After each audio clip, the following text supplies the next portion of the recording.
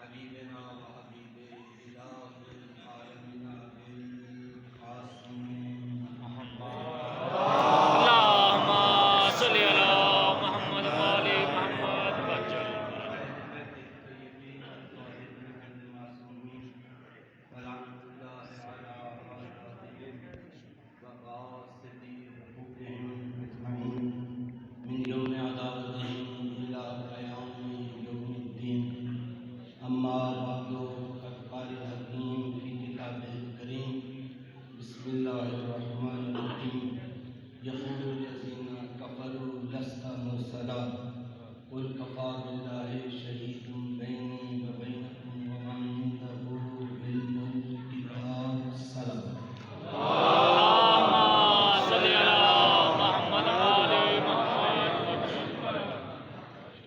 دم ولادت عیسیٰ جو حضرت مریم قصوے قبلہ نہیں جب تلاش جا کے لیے ندائی غیب سے آئی کہ بس ٹھہر جاؤ حرم ازل سے ہے مخصوص مرتضیٰ کی.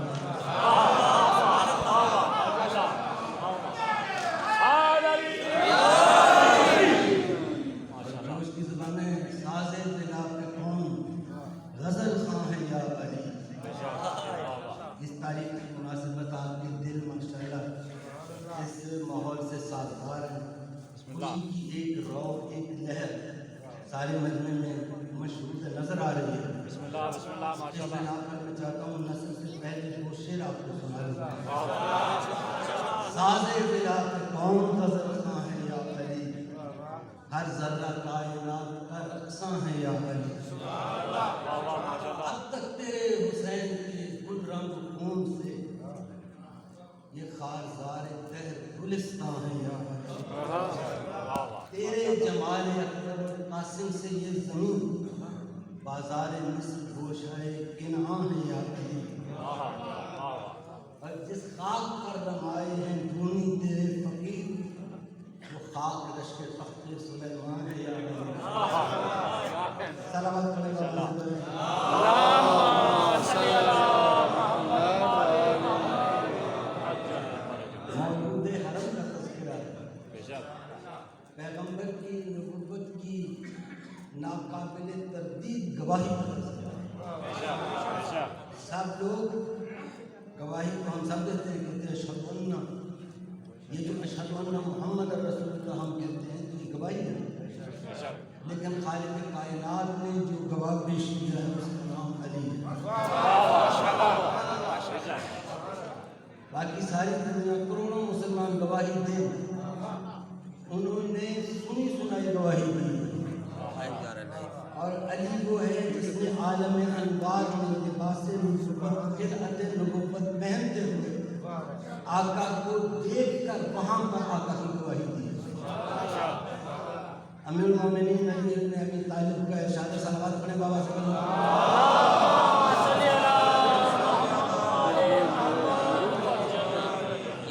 آقا فرماتے ہیں ایھا الناس انا عبداللہ اے لوگوں میں اللہ کا بندہ ہوں.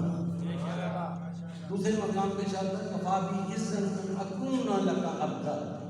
پروردگار علی کی عزت کے لیے یہی کافی ہے کہ علی تیرا بندہ. شیعہ وہ ہوتا ہے جس کو مولا علی کی عزت کا احساس ہے. سبحان اللہ سبحان اللہ. واہ واہ واہ جس کو واہ. مولا علی کی عزت کا احساس نہیں ہے کیا کہنے ہیں؟ پروردگار علی کی عزت کے لیے یہی کافی ہے کہ علی تیرا بندہ. کفا بی عزت ان اکون لک عبدا وکفا بی فخر ان تکون لی ربا. علی کے فخر کے لیے یہی کافی ہے کہ تو علی کا رب.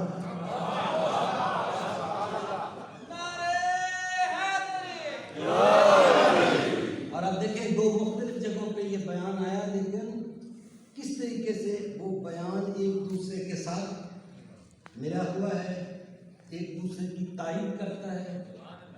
اور کیا عرض کر رہا تھا کہ ایھا الناس انا عبداللہ اے لوگوں میں اللہ کا بندہ ہوں. وَأَخُو رسول اللہ اور میں رسول اللہ کا بھائی ہوں.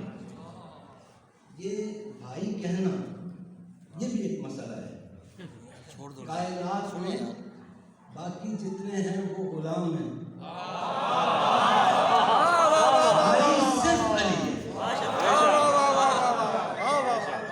باقی جتنے ہیں ارد گرد سب غلام ہیں. اور بھائی کون ہے؟ علی ہے. ایک تو آپ کو رشتہ معلوم ہے آقا کے ساتھ کہ چچا زاد بھائی ہیں.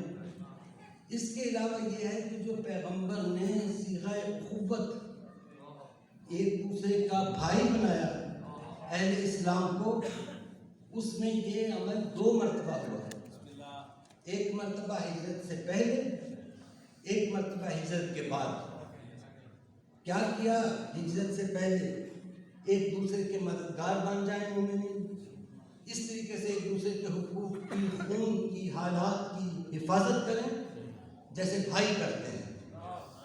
تو اس صورتحال میں آقا نے کیا کیا کہ اہل مکہ کو جو مسلمان ہو چکے تھے ان کو سامنے بٹھایا, ان میں سے ایک کا ہاتھ پکڑا اور باقی جو تھے ان کے آئینہ دل پر نگاہ کی.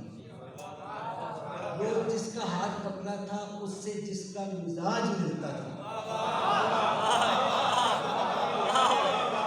جس کا ضمیر ملتا تھا, جس کا ضمیر ملتا تھا, تو اس خمیر اور ضمیر کو وہی پہچان سکتا تھا جو آئینہ دل کو پہچان سکتا. تو آقا نے ایک کا ہاتھ پکڑا, سامنے والے پر نگاہ کی, جو جس کے لائق تھا اس کو اس کا بھائی بنا. دوسرے کا ہاتھ پکڑا, اس کے مطابق جو تھا. تیسرے کا پکڑا تو سب کو ایک دوسرے کا بھائی بنایا. لیکن جب آئی اپنی باری, اپنا بھائی علی ابن ابی طالب, یہاں تو سارے مکی تھے تو مکیوں کو ہی ایک دوسرے کا بھائی بنایا. اگر بات یہاں تک رہ جاتی تو ٹھیک ہے جی, بنا لیا بھائی. لیکن آقا نے اس مفہوم کو گوش رد کرنے کے لیے, سمجھانے کے لیے پھر مدینہ میں جب گئے ہیں تو پھر یہ قرارداد اخوت اس پر سب کو لا کر ایک دوسرے کا بھائی بنایا. اب یہ کیا کہ وہاں تو مکیوں کو مکیوں کا بھائی بنایا تھے ہی مکی. یہاں کیا کیا کہ ایک مکی کا ہاتھ پکڑا, اس کے آئینہ دل پر نگاہ کی, اور پھر وہ جو انصاری تھے, مدنی تھے, جو وہاں والے تھے, ان کے آئینہ دل پر نگاہ کی, اور جب ان کے آئینہ دل پر نگاہ کی تو جو اس کے موافق تھا اس کو اس کا بھائی بنا دیا. پھر دوسرا, پھر تیسرا. جب آئی اپنی باری تو اب اس قانون کے مطابق تو چاہیے تھا کہ جیسے باقی لوگوں کے لیے, مکیوں کے لیے مدنیوں کو بھائی بنایا تھا, مہاجرین کے لیے انصاری حضرات کو بھائی بنایا تھا, تو چاہیے تھا کہ اپنا بھائی بھی کسی وہاں والے کو بناتے, اور مولا علی کا بھائی بھی. اس قانون کے مطابق تو یہی ہونا چاہیے تھا نا. لیکن آقا نے کیا کیا, وہ مکی وہ مدنی, وہ مکی مدنی, وہ مہاجر وہ انصاری, وہ مہاجر وہ انصاری, وہ وہاں والا یہ یہاں والا. لیکن جب اپنی نوبت آئی تو اپنا بھائی پھر علی, مولا علی کو بھائی بنا کر یہ بتا دیا کہ رسالت کا, رسول کا بھائی بننے کے لیے عصمت کی ضرورت ہے. اب سنیں وہ جملہ, ایھا الناس انا عبداللہ و انا اخو رسول اللہ, اور میں رسول اللہ کا بھائی ہے, بھائی ہوں. وَأَنَا صِدِّيقُهُ الْأَوَّلُ, وَأَنَا صِدِّيقُهُ الْأَوَّلُ صَدَّقْتُ وَآدَمُ بَيْنَ الرُّوحِ وَالْجَسَدِ, میں پہلا صدیق ہوں. تصدیق رسالت کر کے جس نے صدیق کا لقب پایا تھا وہ میں پہلا صدیق ہوں, اور میں ادھر آ کے صدیق نہیں بنا.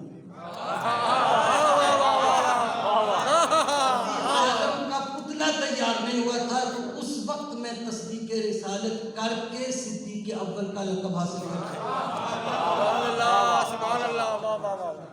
اس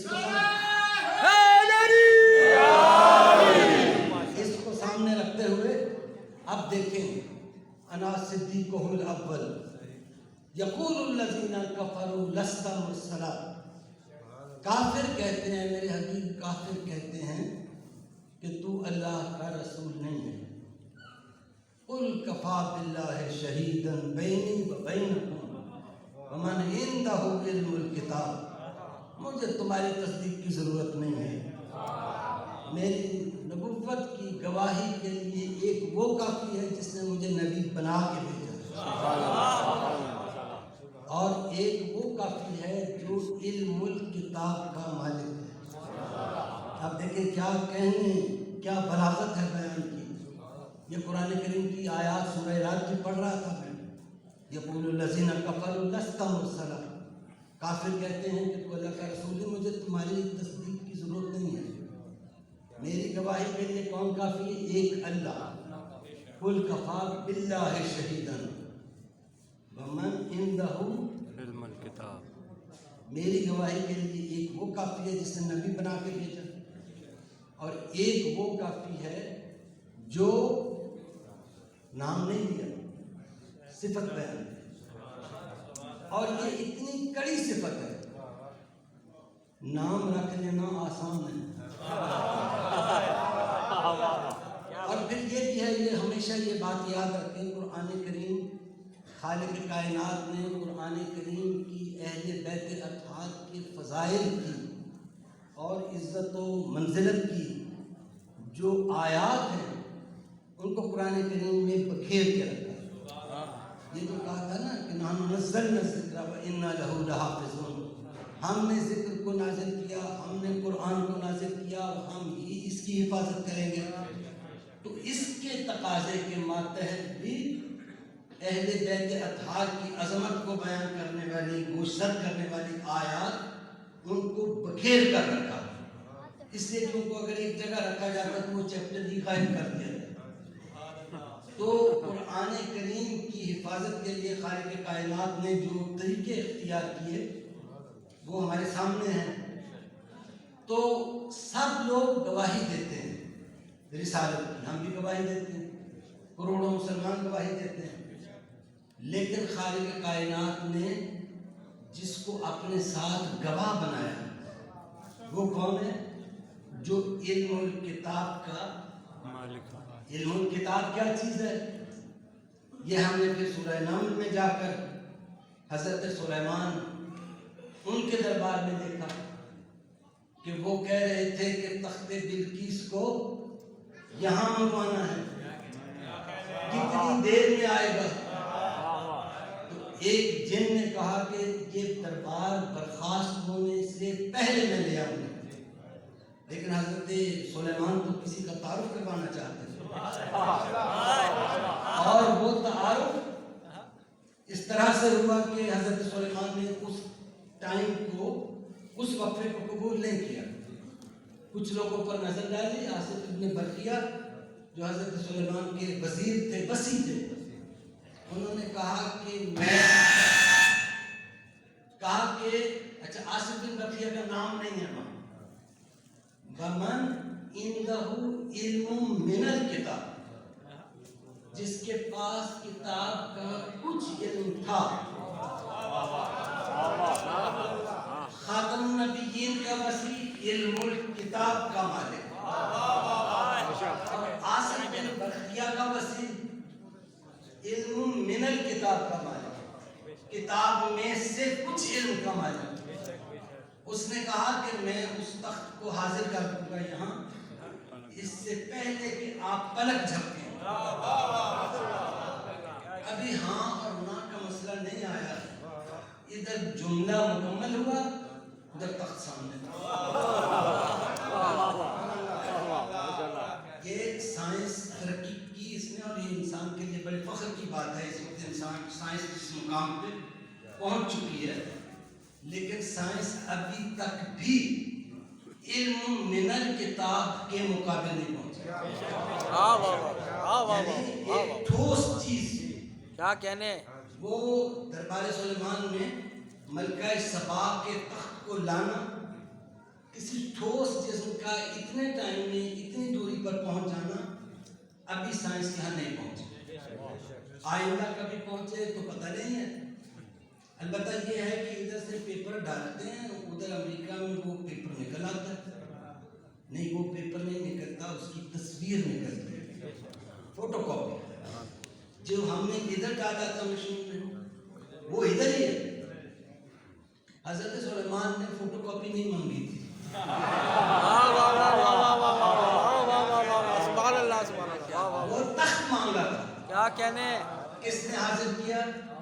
علم من الکتاب کے معنی، جسے کتاب کا کچھ علم تھا۔ اب میری گواہی کے لیے ایک وہ کافی ہے جس نے مجھے نبی بنا کے بھیجا ہے، اور ایک وہ جو علم الکتاب کا اب نام بیان ہوتا تو کئی لوگ نام رکھ لیتے،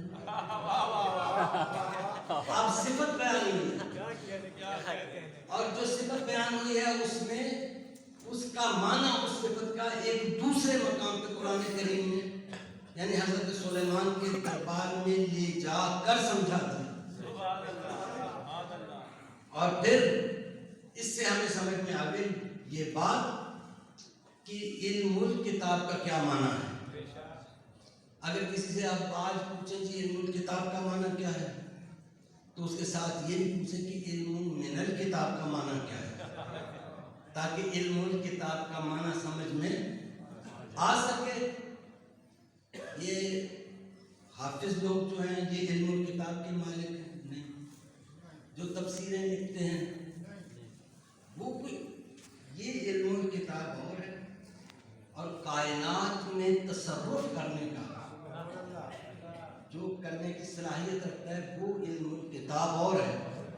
اسی لیے تو ہم کہتے ہیں مولا علی نہ تمہاری سمجھ میں آیا، نہ تمہارے بڑوں کی سمجھ میں آیا۔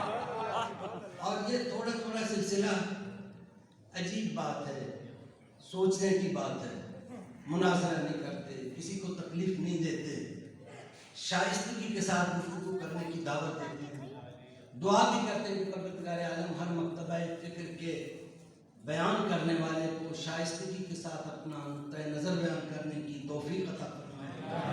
تو یہاں پر آ کر ہم یہ پوچھتے ہیں کہ یہ جو علم الکتاب کا مالک ہے یہ آج کے حافظ اس علم الکتاب کے مالک ہیں؟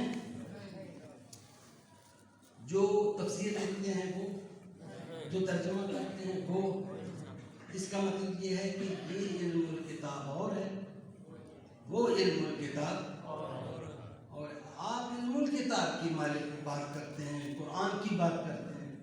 ہم کہتے ہیں کہ قرآن ثابت ہے، علی قرآن نہ وہ خود علم الکتاب ہے، وہ خود کتاب ہے، وہ قرآن ناطق ہے۔ تو آئیں مولا علی کی طرف نگاہ کریں اور بعض چیزوں کی طرف توجہ آج کی گفتگو میں زیادہ دیر گفتگو بھی نہیں کروں گا، تھوڑے وقت میں چاہوں گا کہ کچھ مفاہیم منتقل ہو جائیں۔ حق یہ ہے کہ پیغمبر اکرم نے جس طرح مولا علی کا تعارف کروایا اور خود مولا علی نے جس طریقے سے آقا کی بارگاہ میں رہ کر دنیا کے سامنے اپنے آپ کو پیش کیا، دعوت ذوالعشیرہ سے لے کر میدان غدیر تک ہر منظر سجا ہوا ہے وجود مبارک حیدر کرار سے۔ دعوت ذوالعشیرہ سے لے کر کیا کہنے، میدان غدیر تک سبحان اللہ، جس منظر کو بھی دیکھو علی نظر آتا ہے۔ اور یہ کوئی اقربا پروری نہیں تھی، یہ قرآن کریم اسلام کی حفاظت کے نظام کو دنیا کے سامنے پیش کرنا تھا۔ لہذا علی ابن ابی طالب سے کوئی مقابلہ کسی کا، لیکن ہم جس معاشرے میں رہتے ہیں نہیں ہو سکتا۔ عالم اسلام کتنا نمبر ہے مولا کا؟ چوتھا۔ یہ چوتھا نمبر کیوں ہے؟ چوتھا اس لیے ہے کہ آقا اقتدار پر چوتھے نمبر پہ آئے۔ اس کا مطلب ہے کہ لوگوں نے اقتدار کو جواز بنا کر، اقتدار کو اہمیت دے کر یہ نمبر لگائے۔ جو پہلے اقتدار میں آ گئے. اچھا اس بات کی کوئی بندہ اس وقت کم از کم اب تو ٹی وی پر ایسے پروگرام آتے ہیں سارا سلسلہ اس چیز کا دعویٰ نہیں کرتا کہ یہ پیغمبر اکرم نے یا خدا بند تعالیٰ نے نمبر قائم کیا کہ پہلے فلاں پھر بعد میں فلاں پھر بعد میں. یہ ہم ہیں جو کہتے ہیں کہ میدان غدیر میں آقا نے اعلان بھی کیا, افراد نے آ کے مبارکبادیں بھی دی, بخن بھی کہا, اور وہ سارا منظر میدان غدیر میں پالان شکر کا ممبر ہے. تو وہ جو پالان شکر کا ممبر ہے اس میں ایک جملہ کہا کرتا ہوں, میں کہتا ہوں پیغمبر اکرم نے مولا علی کو دنیا کے سامنے پیش کرنے کے لیے ہر منظر کو ایک تنوع عطا کہ اس سے پہلے اس کے بعد جو واقعات دنیا کے سامنے آئے ان میں یہ منظر منفرد نظر آئے.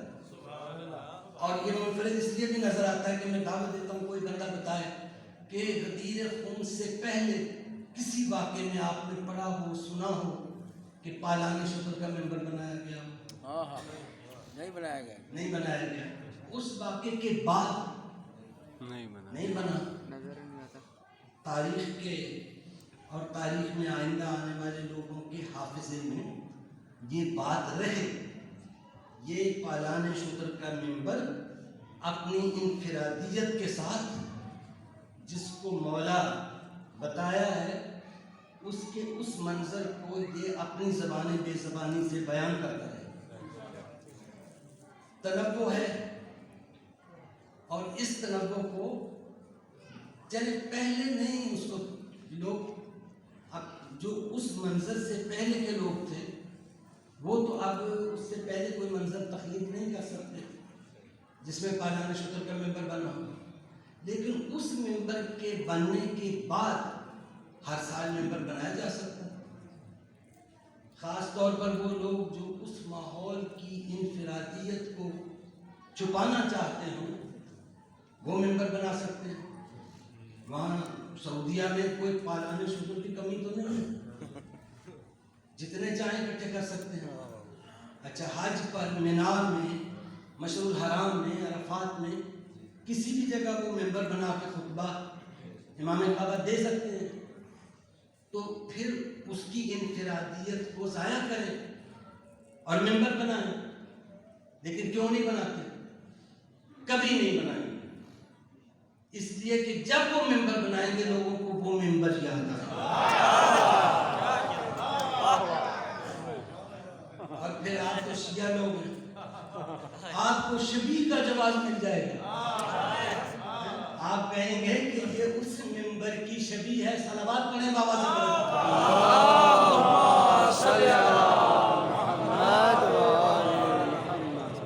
دمِ ولادت عیسیٰ جو حضرت مریم خالق کائنات نے اپنے گھر کو جو مرکز وحدت توحید ہے اس مرکز توحید کو خانہ کعبہ کو علی ابن ابی طالب کا زچہ خانہ بنایا. اور اب پھر وہ ایک جملہ کہہ دوں, وہ زچہ خانہ جو بنایا تو اس میں جو دیوار کا در ہو جانا اس قسم کی چیزیں بھی سامنے آتی ہیں.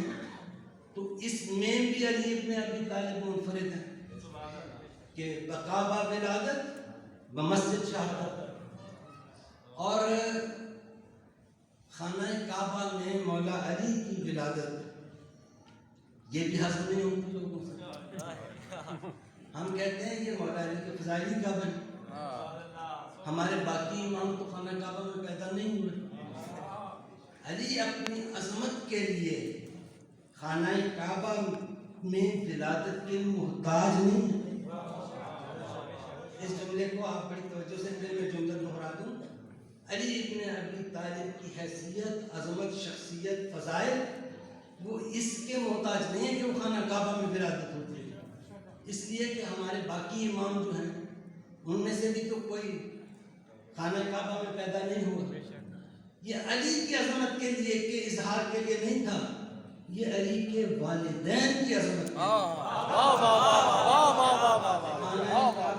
خالق کائنات میں سبحان اللہ. یہ ابو طالب کون ہے؟ کہ جناب فاطمہ بنت اسد کون ہے، ان کا مرتبہ کیا ہے، یہ طہارت کی اس منزل پر ہے کہ ان کا بیٹا خانہ کعبہ کو سچا خانہ بنا کر کائنات نے اسے دنیا کے سامنے پیش کیا۔ اب سارے الفاظ یہاں سارے منظر بیان نہیں ہو سکتے، ایک منظر بیان کرتا ہوں۔ جناب فاطمہ بنت اسد مولا کو لے کے آئے، سامنے استقبال کے لیے وہ کھڑا ہے جس کو اس کی گواہی کی ضرورت، اور وہ کون ہے جس نے عالم انوار میں گواہی دے کر صدیق اکبر کا لقب حاصل کیا ہے۔ آقا نے صدیق اکبر کا لفظ بھی اپنے لیے استعمال کیا ہے، صدیق اول کا بھی، جو ادھر آ کے صدیق نہیں بنا، ادھر صدیق اول کا لقب حاصل کر کے پھر دنیا میں آیا۔ آقا نے اپنی گود میں لیا، اب دنیا حیران ہے، پریشان ہے، لوگ پریشان ہے، عظمتیں ایسی ہیں، آنکھیں خیرہ ہو رہی ہیں، دماغ کام نہیں کر رہے ہیں، اور آج تک نہیں کر رہے ہیں۔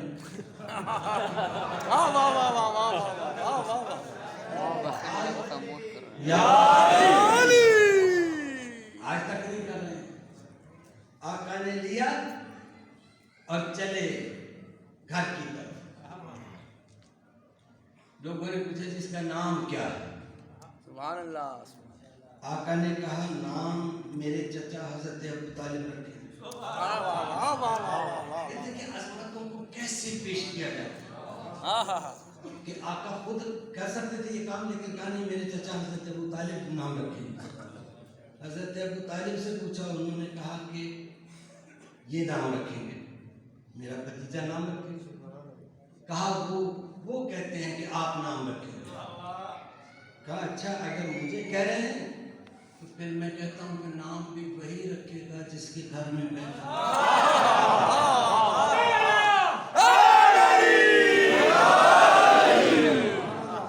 نام وہی رکھے گا۔ اب علماء یہاں کہتے ہیں کہ لوگ حیران ہیں، نام وہ رکھے گا جس کے گھر میں پیدا ہوا ہے، وہ تو کسی سے بات نہیں کرتا، اس سے پوچھے گا کون، وہ بتائے گا کسے؟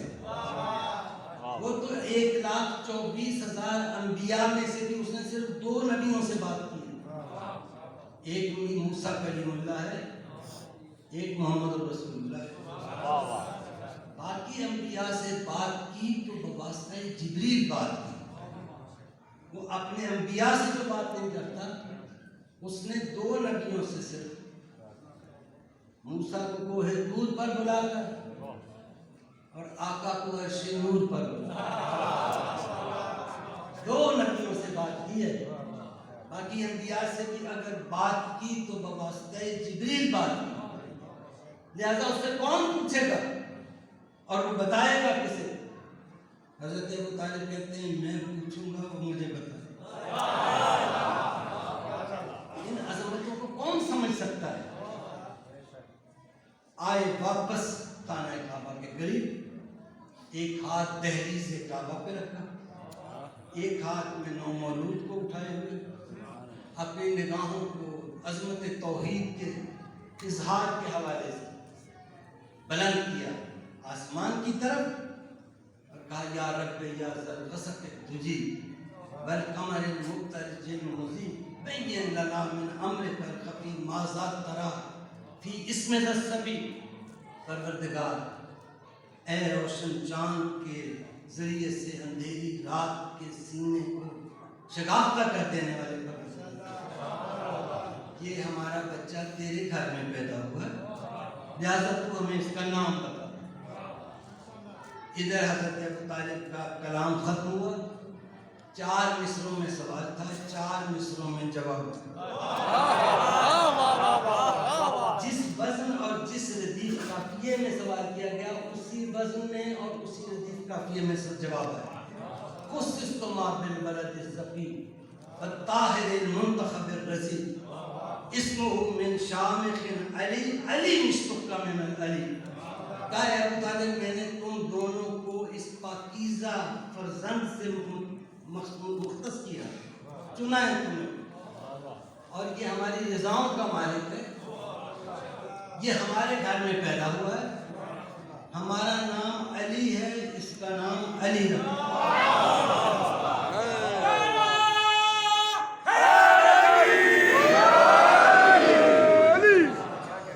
اور اس کے بعد روایات ہیں, ایک مکمل کہانی ہے, آپ سنتے رہتے ہیں, ہم اس میں سے نکل کے آگے چلتے ہیں. کہا کہ پیغمبر اکرم نے اپنی چچی جان سے جناب فاطمہ بنت اسد سے کہا کہ اجعلی مہدہ بقرب فراشی, اس کا گہوارہ میرے بستر کے قریب رکھو. مولا علی کا گہوارہ آقا کے بستر کے قریب رکھ دیا گیا. وَهُوَ كَانَ يُحَرِّكُهُ مَهْدَهُ عِنْدَ نَوْمِهِ. تاریخ کے الفاظ بیان کر رہا ہوں. جب علی سو جاتے تھے, آقا اپنے دستے کرم سے علی کا جھولا جھلاتے تھے. كَانَ يُحَرِّكُ مَهْدَهُ سبحان اللہ. عِنْدَ نَوْمِهِ وَيُنَادِيهِ عِنْدَ يَقْظَتِهِ. اور جب علی جاگ جاتے تھے, بیدار ہو جاتے تھے, تو آقا گنگنا کے علی کو لوری سناتے. یہ دائی حلیمہ کی لوریاں نہیں ہیں, یہ رحمت للعالمین. ادھر علی سوئے, کانا یحرک مہدہ عند نومہ, علی سو گئے, رحمت للعالمین کا ہاتھ جھولا جھلا رہا ہے. اور اس کے بعد جب جاگ گئے, بیدار ہو گئے, تو آقا لوریاں سناتے تھے. اور پھر میں قربان جاؤں, وَكَانَ يَحْمِلُهُ عَلَىٰ كَتْفِهِ فِي جِبَالِ مَكَّةَ وَأَوْدِيَتِهَا. اور کہا کہ جب وہاں سے چلتے تھے آقا, تو علی کو اپنے کاندھوں پہ اٹھائے تھے. وادیوں میں, پہاڑوں میں, شہر میں, شہر سے باہر صحرا میں لیے پھرتے تھے. یہ تو اس وقت کی بات ہے کہ جب علی کا بچپنا تھا, ابھی بھاگنا دوڑنا شروع نہیں کیا تھا. لیکن جب بھاگنا دوڑنا شروع کیا تو اب مولا علی کے الفاظ میں سنیں.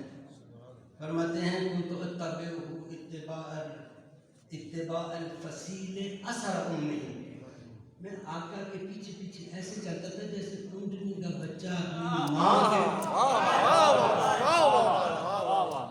ایسے چلتا تھا جیسے اونٹنی کا بچہ اپنی ماں کے پیچھے پیچھے چلتا ہے. خطبہ قاسیہ نہج البلاغہ. نہج البلاغہ ایک ایسی کتاب ہے جس میں اخلاقیات, درس توحید, درس اسلام اور اس کے ساتھ ساتھ تاریخ, یعنی کوئی موضوعات اتنے زیادہ ہیں, اور ان میں مولا علی کی شخصیت کس طرح نکھر کر سامنے آتی ہے. یہ بہت زیادہ مطالعات کو دعوت دینے کی ضرورت ہے اس میں. تو ابھی میرے بھائی بتا رہے تھے کہ اب جو تحقیق مزید ہوئی ہے اس میں نہج البلاغہ کا کیا مقام ہے. تو ایک مکمل تربیت کی کتاب, حتیٰ کہ مالک اشتر کے نام جو خط ہے اس میں ایک مکمل نظام حکومت ہے. مکمل نظام حکومت, ضابطۂ اخلاق, توحید کی اطاعت, پیغمبر اکرم کی رسالت, اس کے اقرار کے بعد ضرورت اس چیز کی ہے کہ انسان اس نظام کو اپنا کر اپنے اوپر نافذ کر دے. یہ اسلام نہیں ہے جس کو ہم اسلام کہتے ہیں. مولا علی نے کوئی شعبہ ایسا نہیں چھوڑا جس پر گفتگو نہیں کی, اور ان میں سارے شعبوں پر تو گفتگو نہیں ہو سکتی, لیکن ایک دو چیزیں ضرور عرض کروں گا کہ مولا نے, لوگوں نے کہا مولا سے کہ اگر آپ فلاں فلاں افراد کی سیرت کو اپنانے کا وعدہ کریں, قرآن و سنت پر عمل کریں گے اور سیرت شیخین پر عمل کریں گے, تو ہم آپ کو یہ اقتدار دیتے ہیں. اچھا, یہ میری گفتگو پہلے جملے پہ واپس چلی گئی ہے, چونکہ میں نے کہا تھا نا کہ کس چیز کی بنیاد پر چوتھا نمبر ہے مولانا, تو چوتھا نمبر اسی کی بنیاد پر ہے نا کہ آقا کو حکومت چوتھے نمبر پہ ملی, تیسرے پہ کیوں نہیں ملی. سیرت شیخین پہ عمل کرنا، قرآن و سنت پر عمل کرنا۔ آقا نے کہا قرآن و سنت پر اگر میں عمل نہیں کروں گا تو کون کرے گا؟ رہ گیا سیرت شیخین کا مسئلہ۔ تو اگر وہ قرآن و سنت کے مطابق ہے تو پھر الگ سے اس کا ذکر کرنے کی ضرورت نہیں۔ اور اگر قرآن و سنت کے خلاف ہے تو پھر اس کی ضرورت نہیں۔ ہم شرط نہیں لگا سکتے، میں شرط قبول نہیں کر سکتا، تو اس لیے ورنہ پھر تیسرا نمبر ہوتا۔ تو جنہوں نے قبول کر لیا ان کا نمبر تیسرا ہو گیا، مولا علی چوتھا ہو گیا۔ اب جملہ اگر آپ مکمل توجہ سے سنیں تو عرض کرتا ہوں کہ جن کے ذہن اقتدار کی غلام گردشوں کے اسیر تھے، جن کے ذہن اقتدار کی غلام گردشوں میں بھٹکے ہوئے تھے، وہ کیسے سمجھتے علی کیا ہے؟ علی ابن ابی طالب جنہوں نے قبول کیا تھا انہوں نے کیا قبول کرایا وہ ہمارا ابھی مسئلہ نہیں ہے، لیکن مولا علی نے جب قبول نہیں کیا تو شرطوں کو قبول نہیں کیا۔ جملہ نثر کا ہے، شعر کا مزہ دے گا اگر آپ کی توجہ ہوئی۔ بسم اللہ جی، جزاک اللہ۔ شرطوں کو قبول کرتے تو فصلوں کو قبول کرتے۔ علی آپ اعلان کرتے ہیں نا بلا فصل، اسی لیے آپ اعلان کرتے ہیں کہ آقا نے فصلوں کو قبول ہی نہیں کیا۔ جب فصلوں کو قبول نہیں کیا تو بلا فصل ہوئے۔ اب جو میں نے کہا تھا شعر کا مزہ دے گا تو جملے کو دو مرتبہ پڑھوں گا اور دو مصروں کا یہ مزہ دے گا۔ شرطوں کو قبول کرتے اگر فصلوں کو قبول کرتے، اور فصلوں کو قبول کرتے تو شرطوں کو قبول کرتے۔ جملے کو پھر کہنا چاہ رہا ہوں، میری تسلی نہیں ہوئی۔ شرطوں کو قبول نہیں کیا اس لیے کہ فصلوں کو قبول نہیں کیا۔ فصلوں کو قبول کرتے تو شرطوں کو قبول کرتے، اور پھر جب وقت آیا اپنا تو کہا الحمدللہ قد رجع الحق علی قد رجع اللہ اس اللہ کی حمد ہے کہ جس کی قدرت سے، جس کے فضل و کرم سے حق اپنے مقام پہ، چونکہ پہلے اس مقام پہ وہ نہیں آتے تھے جو آقا سے پہلے تھے، کسی نے وہ سیڑھی بنائی، کسی نے اگلی، کسی نے اگلی، اب سیڑھیاں ختم ہو گئی ممبر کی، تو اب علی کہاں بیٹھیں گے؟ ان سیڑھیوں پر قدم رکھتے رکھتے علی آ کے بیٹھے وہاں پر جہاں پر اللہ کا رسول بیٹھا۔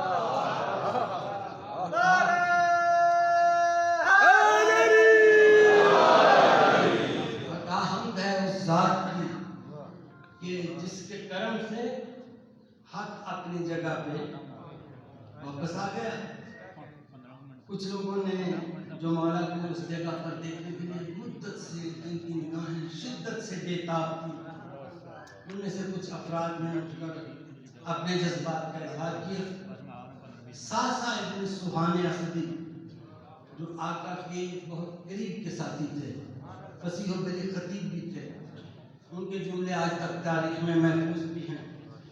انہوں نے کہا یا علی زینت الخلافہ اما کانت کا، اے علی آپ نے تخت خلافت کو زینت دی ہے، تخت خلافت نے آپ کو زینت نہیں دی۔ سبحان اللہ، سبحان اللہ۔ بہیا احوج منک الیہ، اور اے علی ابن ابی طالب آپ اپنی زینت کے لیے اس کے محتاج نہ تھے، یہ تخت اپنی آبرو کے لیے آپ کا محتاج ہے۔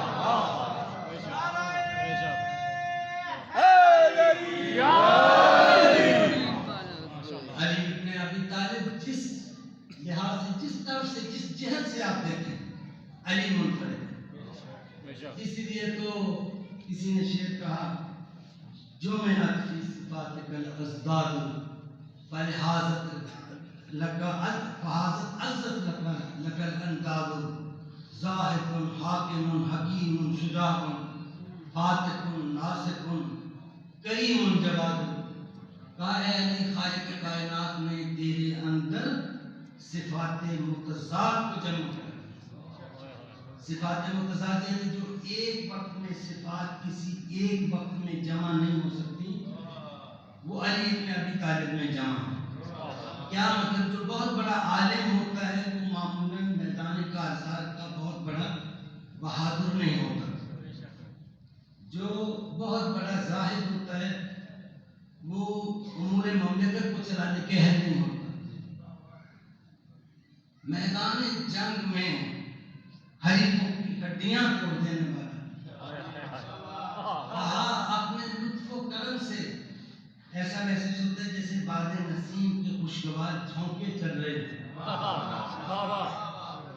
یبذر النسیم من اللطف وباسن یذوب منه الجمال. اور ہیبت ایسی کہ جس کے سامنے چٹانیں پگھل جائیں. علی ابن ابی طالب ہر میدان میں یکتا. اگر ان کا جہاد پڑھنے لگے تو پتہ چلتا ہے اس سے علی مرد شمشیر زن کا نام علی ہے. اگر نہج البلاغہ دیکھنا پڑے دیکھیں تو پتہ چلتا ہے کہ وہ شمشیر جو بیان کی تلوار ہے روز قیامت تک جو اسلام کو سرخرو کرے گی وہ علی کی زبان ہے. اگر عبادت کی منزل پہ دیکھیں تو رات کو 1,000 تکبیر کی آواز اس گھر سے بلند ہوتی ہے. اگر علی ابن ابی طالب کو ایک قاضی کی مسند پہ دیکھیں تو ان کے فیصلے آج بھی تاریخ میں جو ہیں ایسے فیصلے کہ جو انسان کو حیران کر دیتے ہیں. فیصلوں کو اس کی دو جہتیں ہیں. کچھ فیصلے قانون بیان کرتے ہیں, کچھ فیصلے ایسے ہوتے ہیں جن پہ قانون نہیں قاضی کا دماغ کام کرتا ہے. مثال کے طور پر ایک بوڑھا آدمی اور ایک بچہ اس کے ساتھ نوجوان بچہ وہ آئے. بوڑھا کہہ رہا تھا یہ میرا غلام ہے اور وہ بچہ کہہ رہا تھا کہ میرے باپ نے ہم دونوں کو بھیجا ہے فلاں جگہ کے لیے. تو یہ راستے میں سفر میں اس نے دعویٰ کر دیا کہ میں اس کا غلام ہوں جبکہ یہ ہمارا غلام ہے. اب گواہ کوئی نہیں. وہ مدعی ہے کہ میں آقا ہوں یہ غلام ہے اور وہ مدعی ہے کہ میں آقا ہوں یہ غلام ہے. اور سچ کا پتہ کیسے کیا جائے؟ گواہ کوئی ہے نہیں. مولائم نے کہا یہ کوئی مسئلہ نہیں ہے ابھی فیصلہ کر.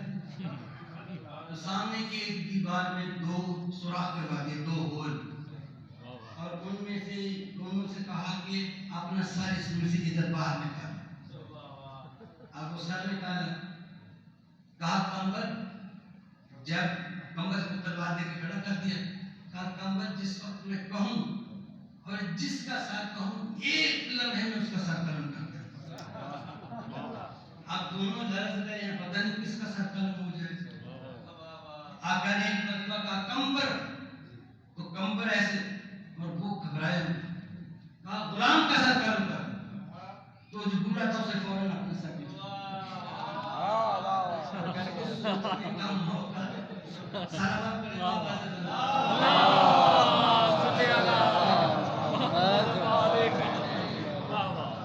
اس نے اپنا سر پیچھے کر کے گویا یہ اقرار کر دیا کہ غلام ہو.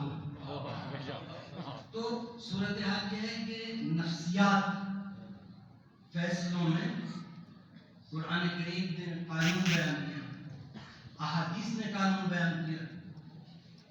امیر المومنین فرماتے ہیں قاضی کی کرسی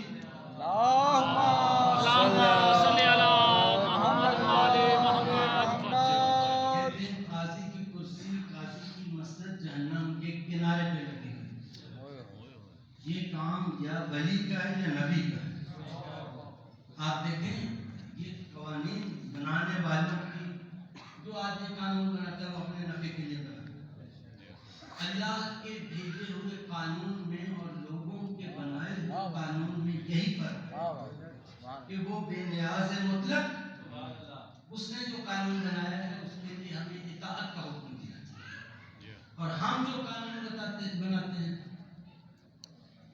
یہ باہر کے ملکوں میں آپ نے آپ کے ٹاور کھڑے ہیں، آپ کے محلات ہیں، وہ قاضی کہتا ہے کہ وہ میری بیوی کا نام۔ اگلا مسئلہ کیا ہے؟ کہا جی آپ حق نہیں رکھتے بیوی سے پوچھنا، مجھ سے پوچھو، اس سے پوچھنا۔ بابا اس کی کوئی آمد نہیں ہے، وہ کوئی اس نے کنٹریکٹ لیا، اس کو فائدہ ہوا، پیسہ کچھ تو ہونا چاہیے۔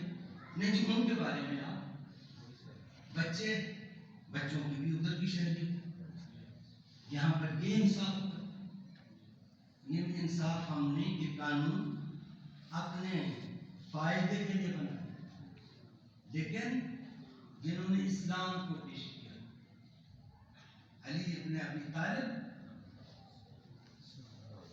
اللہم صلی اللہ علیہ محمد۔ عہد نامہ مالک اشتر میں قانون، رموز مملکت، یہ تمام چیزوں کو بیان کیا۔ جب جرداق نے سہولت العدالت الانسانیہ میں یہ کہا کہ قتل علی فی محراب بشدت عدل، مولا علی اپنے عدل کی شدت کی وجہ سے محراب مسجد میں قتل کیے گئے۔ اصل مسئلہ یہ ہے، یہ جو ہم ایام مناتے ہیں اس میں اپنے روح و بدن کو ذکر علی سے سرشار کرتے ہیں، یہ ذکر کرتے ہیں محبت، قل لا اسألکم علیہ اجرا الا المودۃ فی القربى، تمام چیزیں یہ معجزہ ہیں، یہ چیزیں اسی طرح قرآن کریم کے ذریعے سے پہنچ گئی ہیں کہ ان لوگوں کو احساس نہیں ہوتا، خالق کائنات کے دلوں کو، دماغوں کو اندھا کر دیتا ہے، موڑ دیتا ہے اس طرح کہ یہ قرآن کریم کے پیچھے پھر اس طرح سے نہیں پڑھتے۔ ورنہ جیسے میں نے آپ کو مثال دی، علم من الکتاب اور علم الکتاب، اس بات کو سمجھ لینے میں دقت ہی کتنی پیش آتی ہے۔ علم الکتاب کا کیا معنی ہے؟ وہ دیکھ لو دوسری جگہ پہ علم من الکتاب کا معنی بیان کیا گیا ہے، اس سے سمجھ میں آ جاتا۔ اچھا، جن کو خالق کائنات نے آیت تطہیر سے نوازا تو ایک چادر میں پیغمبر اکرم نے جمع کر کے ایک ایسا حصار بنا کے کہ جس میں کوئی اور قدم نہ رکھ سکے، تو آیت تطہیر کا تعارف کروایا، صاحبان تطہیر کا تعارف کروایا، اور پھر احتمال تھا لوگ دوسروں کو بھی کہیں گے، تو جناب ام سلمہ بلند مرتبت ازواج پیغمبر میں سے جناب ام سلمہ کا مقام، جو رازدار واقعہ کربلا بھی ہیں، اتنی عظیم شخصیت، ان کو قریب کھڑا کر کے اور ان سے یہ کہلوا کے کہ کیا میں بھی چادر میں آ سکتی ہوں، تو اس چیز کو بیان کر دیا گیا کہ صاحبان تطہیر کون ہے۔ اچھا پھر کون ہے؟ آیا مباہلہ، میدان مباہلہ کی طرف جا رہے ہیں، تو جو چیزیں آیت تطہیر کے لیے نصب کی گئی تھیں، جو معیارات مقرر کر کے جس طریقے سے اس کو پیش کیا گیا تھا، اس کو آیا مباہلہ میں مزید ذہنوں پر اس کو منجلی کرنے کے لیے ان تمام چیزوں کا لحاظ رکھا گیا۔ مثال کے طور پہ یہ کہ آیا تطہیر میں وہ کسا کے نیچے کتنے افراد تھے؟ 5 تھے۔ اس میں یہ اہتمام رکھا گیا کہ کوئی یہ نہ کہے کہ 7 تھے، 8 تھے، 9 تھے، 10 تھے، عشرہ مبشرہ تھے، 5 تھے۔ کون 5 تھے؟ ان فاطمہ تو ابوہا کسی نے اس کے خلاف لکھا ہو؟ سب کہتے ہیں یہی 5 تھے۔ اچھا، شخصیات میں اختلاف نہیں ہوا، ادب میں اختلاف نہیں ہوا۔ جب میدان مباہلہ کی طرف چلے تو کتنے تھے؟ کون کون تھے؟ وہی تھے۔ اس کا مطلب یہ ہے کہ جب چادر کے نیچے ساکن تھی تو آیت تطہیر تھی، جب میدان مباہلہ کی طرف متحرک ہو کر رواں ہوئی تو آیت مباہلہ میں ڈال گئی۔ اب وہ جملات کی خدمت میں عرض کروں، آیت تطہیر کے مصادیق ہونے کی وجہ سے وہاں پر ان کا تعارف طاہرین کی صورت میں کروایا گیا۔ یہ چادر کے نیچے کون ہے؟ طاہرین ہے۔ یہ میدان مبارک کی طرف کون جا رہے ہیں؟ صادقین۔ واہ واہ واہ واہ ان کا تعارف صادقین کی صورت میں کروایا۔ واہ اللہ لب قدرت سے جو تعارف ہوا ہے یہ طاہرین ہے، یہ صادقین ہے جو طاہرین ہوتے ہیں ان کے حریف نجس لوگ ہوتے ہیں، جو صادقین ہوتے ہیں ان کے حریف جھوٹے ہوتے ہیں۔ ہاں ہاں ایک ہوتے ہیں طاہرین، یہ ہیں صادقین۔ جو ان کا حریف ہو نہ پاک ہو سکتا ہے نہ سچا ہو سکتا ہے۔ صلوات پڑھیں بابا۔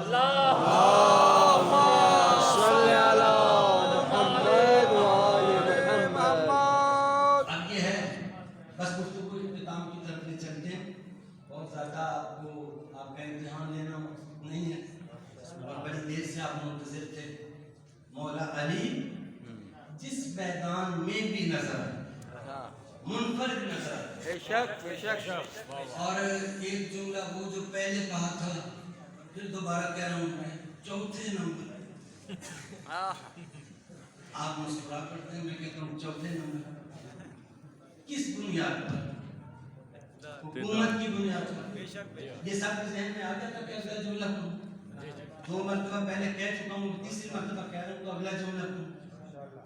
اب آپ حضرات کے ذہن میں یہ بات آ گئی کہ مولا علی نے حکومت قبول نہیں کی، اقتدار قبول نہیں کیا، اور جن لوگوں نے مراتب اور مدارج طے کیے انہوں نے حکومت کی بنیاد پر۔ کیا بات۔ مولا علی کی نگاہ میں حکومت ہے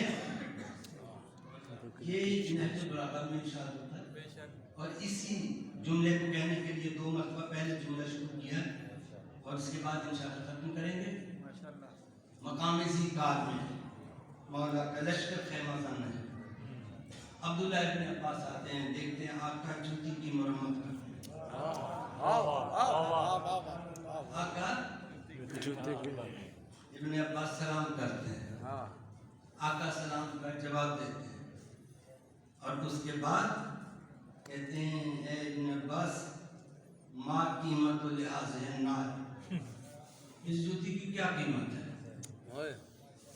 آج اگر وہ جوتی ہو تو آپ کروڑوں میں خرید لیں کہ مولا کی جوتی ہے، اور اس کو شیشے شوکیس میں سجا کے رکھ لیں، لیکن اس وقت یہ بات نہیں تھی۔ اس وقت یہ پوچھا جا رہا تھا کہ یہ استعمال کے لحاظ سے اگر کسی کو چاہیے ہو تو کتنے پیسے دے گا؟ تو ابن عباس نے کہا کہ قیمت تو اس چیز کی ہوتی ہے جس کا کوئی خریدار ہو۔ یہ تو پہلے کئی مرتبہ پیبند ہوتا ہے، اس کی کیا قیمت ہوگی؟ کہا واللہ لہی احق من امرت،